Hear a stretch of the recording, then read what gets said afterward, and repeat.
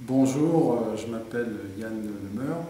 De métier, je suis responsable achat dans le secteur privé, mais mon genre littéraire préféré est le roman policier et je me passionne pour les affaires judiciaires, notamment pour l'affaire Ranucci, sur laquelle j'ai donc écrit un livre qui s'intitule Le sang et l'encre et si Christian Ranucci était innocent. Dans ce livre, je défends la thèse de l'innocence de Christian Ranucci. Je m'intéresse à cette affaire depuis très longtemps, depuis que j'ai lu Le Pullover rouge de Gilles Perrault, paru chez Ramsay en 1978. Et je me suis basé sur d'autres contre-enquêtes écrites sur cette affaire. J'ai eu accès à l'intégralité du dossier pénal et j'ai mené moi-même des investigations sur le terrain, au cours desquelles j'ai rencontré plusieurs protagonistes de l'affaire.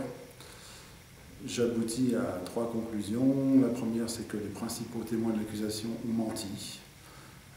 Ils ont vu Christian Ranucci s'enfuir, non pas avec la victime, mais avec un paquet au bord de la route, peu de temps après son accident de voiture.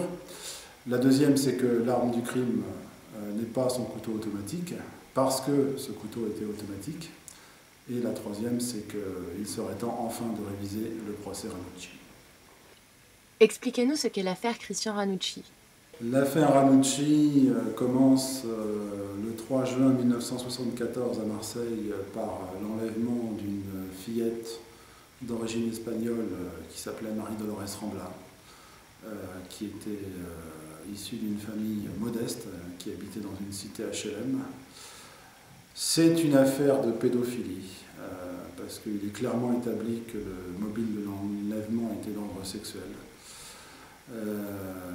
Donc elle a été enlevée le 3 juin 1974 et 2 jours après, on a retrouvé son corps affreusement mutilé à peu près à 25 km à l'est de Marseille, dans des fourrés qui bordaient une route, la route nationale 8 bis qui partait de Marseille. Il se trouve qu'un jeune homme qui s'appelait Christian Ranucci, qui avait 20 ans à ce moment-là, a eu un accident au carrefour de la Pomme, à l'intersection de cette route et d'une autre, à peu près 1 km de l'endroit où on a retrouvé le cadavre de la fillette.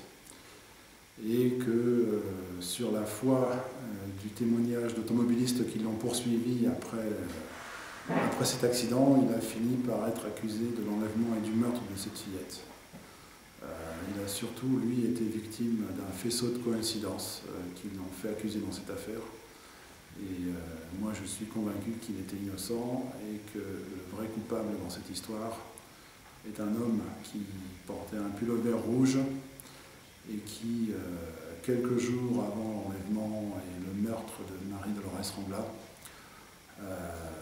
avait été vu dans d'autres cités populaires de Marseille tenter d'agresser sexuellement des fillettes et puis d'autres enfants. Pourquoi ce titre, Le sang et l'encre ? Alors moi j'ai intitulé mon livre Le sang et l'encre. C'est une affaire qui a fait d'abord couler beaucoup de sang, celui de cette malheureuse fillette, affreusement assassinée, de plusieurs coups de couteau. Et puis le sang de Christian Ranucci qui a été guillotiné, puisque en 1974 et 1976, la peine de mort existait encore en France. Il y a toujours eu un doute, au moins sur la culpabilité de Christian Ranucci. C'est pour ça que, après avoir fait couler beaucoup de sang, c'est une affaire qui a fait couler beaucoup d'encre.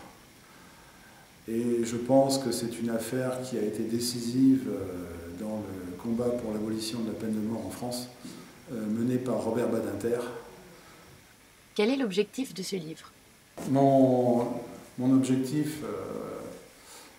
quand j'ai écrit ce livre, c'était d'aboutir enfin à la révision du procès Ranucci, suite aux 3 requêtes qui ont été rejetées.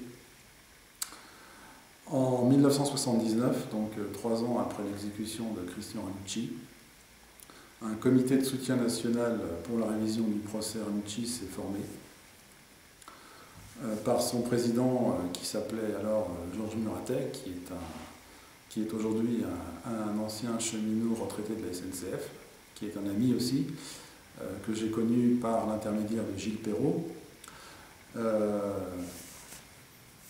Donc à l'instigation notamment d'un grand avocat qui s'appelle maître Jean-Denis Bredin, qui avait rédigé la première requête en révision, ce comité a été formé. Il existe encore aujourd'hui et à la fin de l'année 2012, Georges Muratet m'a demandé de lui succéder en tant que président de ce comité de révision pour le procès Ranucci.